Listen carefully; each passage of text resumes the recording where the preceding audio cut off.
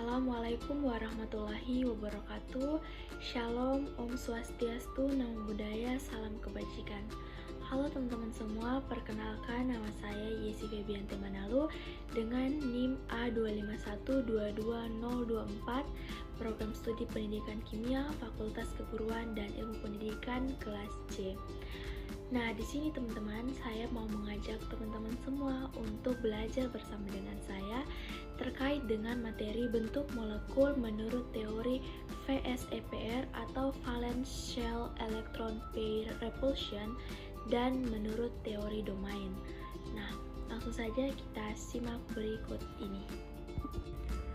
Nah, teman-teman, dalam video kali ini ada beberapa tujuan pembelajaran yang perlu kita capai, yaitu yang pertama, kita perlu memahami bagaimana konsep tentang teori VSEPR ini. Kemudian yang kedua, kita perlu memahami konsep tentang teori domain. Oke, langsung saja kita simak video berikut.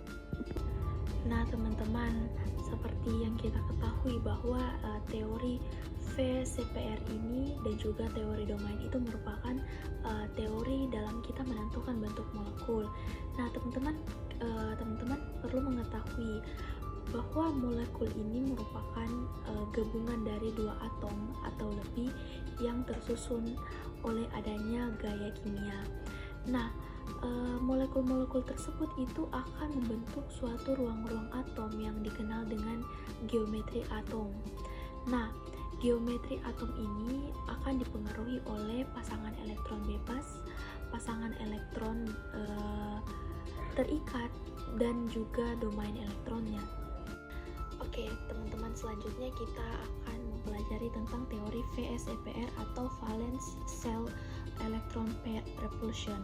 Nah, teman-teman, seperti yang saya jelaskan sebelumnya bahwa salah satu teori VSEPR ini merupakan teori yang membantu kita dalam menentukan tipe molekul atau kita dapat meramalkan bagaimana bentuk molekul.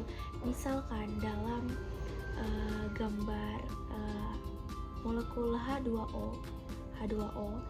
Nah, dengan menggunakan teori VSEPR ini kita bisa meramalkan bentuk molekul atau tipe molekul dari H2O ini adalah seperti apa bentuknya, misalkan tetrahedral atau lain sebagainya.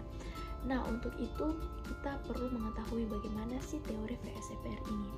Nah, teman-teman, bunyi teori VSEPR ini merupakan pasangan elektron dalam suatu ikatan kimia atau pasangan elektron yang tidak dipakai bersama atau pasangan elektron yang mandiri, bersifat mandiri. Dalamnya itu akan saling tolak menolak, pasangan elektron juga akan cenderung berjauhan satu sama lain. Nah, biasanya teori VSEPR ini digunakan untuk menggambarkan arah pasangan elektron terhadap inti dari suatu atom. Oke, selanjutnya kita akan menentukan geometri molekul menurut tipe teori VSEPR ini. Nah, adapun beberapa langkah-langkahnya, yaitu yang pertama, langkah pertama kita menghitung jumlah elektron valensi dari atom pusat. Misalkan ada suatu molekul, kita perlu menentukan terlebih dahulu yang mana atom pusatnya. Kemudian kita membuat konfigurasi elektronnya dan kita menentukan berapa elektron valensi dari atom pusat tersebut. Kemudian yang berikutnya yaitu kita tambahkan dengan besarnya muatan jika spesies tersebut bermuatan negatif, dan kita mengurangkan besarnya muatan jika spesiesnya itu bermuatan positif. Kemudian yang ketiga yaitu kita tambahkan dengan jumlah atom yang terikat atau domain elektron ikatan yang biasa kita simbolkan dengan X. Dan untuk menentukan jumlah pasangan elektronnya, setelah kita tambahkan tadi dengan besarnya domain atau X, kita membagi dengan 2 sehingga itu menghasilkan jumlah pasangan elektronnya. Selanjutnya langkah terakhir yaitu kita menentukan jumlah pasangan elektron bebas atau yang disingkat atau disimbolkan dengan E besar, dimana untuk menentukan pasangan elektron bebas ini yaitu jumlah pasangan elektron sebelumnya kita kurangkan dengan jumlah domain ikatan atau yang kita simbolkan dengan X. Untuk lebih jelasnya, mari kita mempelajari beberapa contoh soal nanti.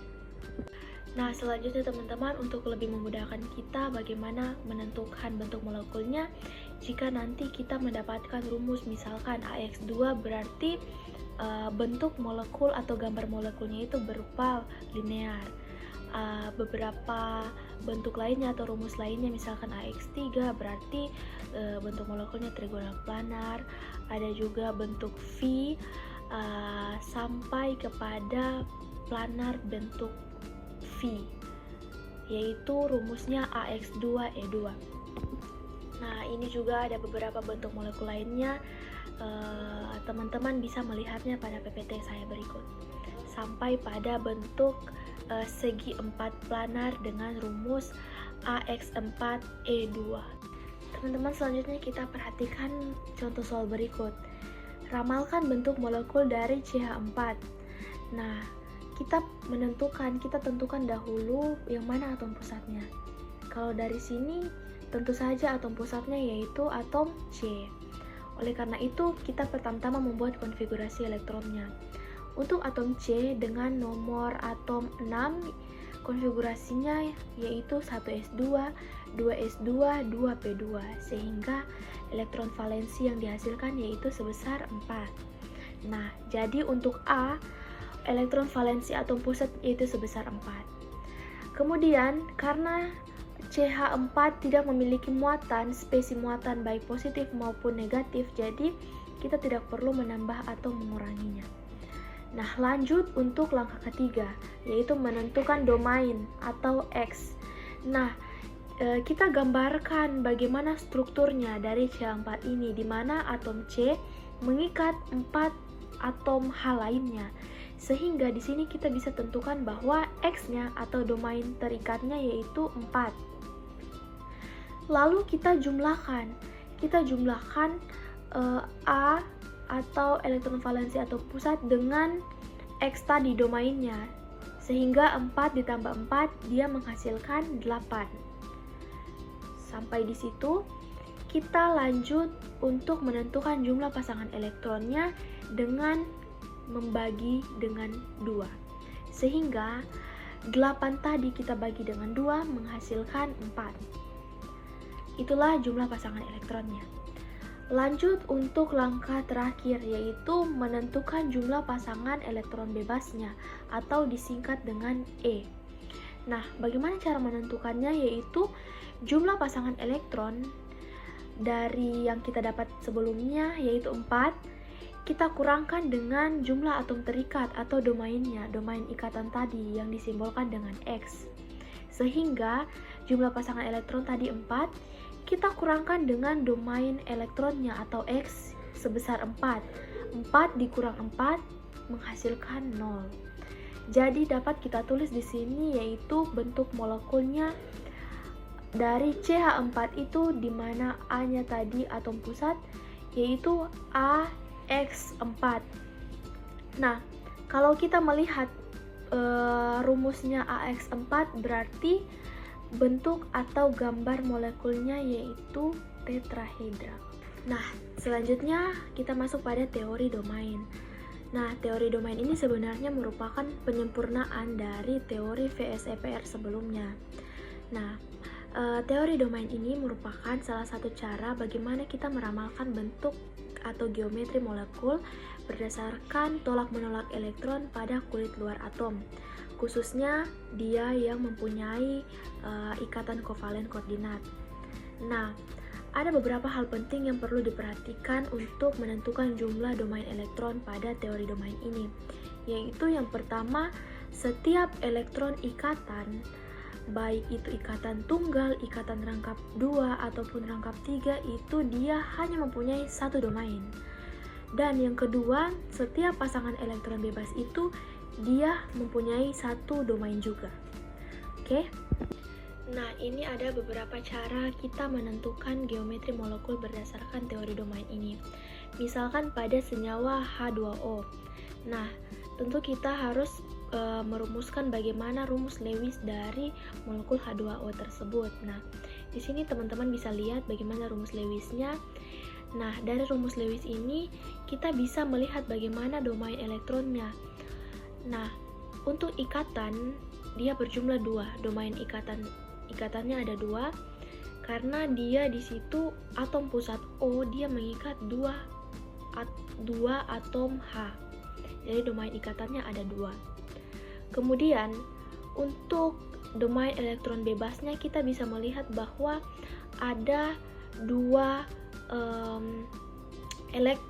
pasangan elektron bebas dari atom O atau atom pusatnya yang tidak mengikat atom H, sehingga kita bisa menuliskan bahwa domain elektron bebasnya itu berjumlah 2 karena ada 2 pasang elektron bebas dari atom pusatnya. Selanjutnya mari memperhatikan contoh soal berikut. Ramalkan bentuk molekul dari SO3. Nah, pertama-tama kita tentu menentukan yang mana atom pusatnya.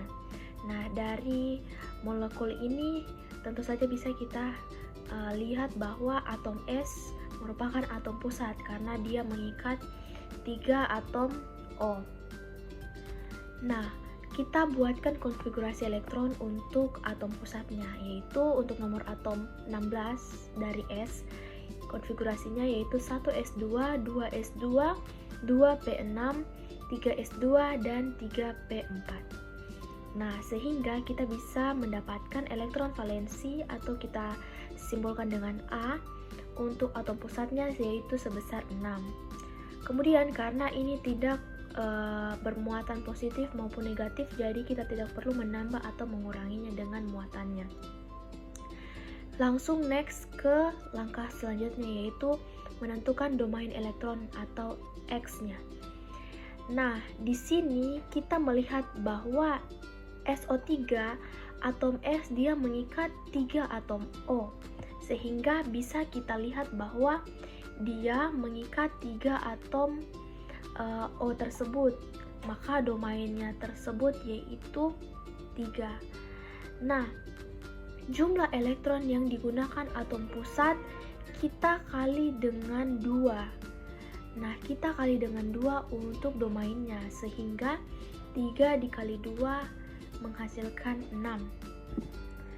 Nah, langkah selanjutnya yaitu kita menentukan jumlah pasangan elektronnya dengan cara kita tambahkan jumlah elektron valensi dari atom pusat dengan domainnya atau X-nya dibagi dengan 2. Maka jumlah pasangan elektronnya kita dapatkan yaitu 6 ditambah 6 bahagi 2 yaitu 12 bahagi 2 menghasilkan 6.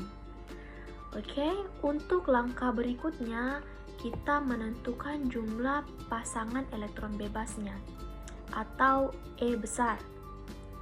Nah, di mana cara menentukan jumlah pasangan elektron bebasnya ini dengan cara jumlah pasangan elektron dikurang dengan domain elektron atau X, sehingga untuk E besarnya menjadi 6 dikurang 6 sama dengan 0. Jadi di sini kita bisa menentukan tipe molekulnya yaitu AX3.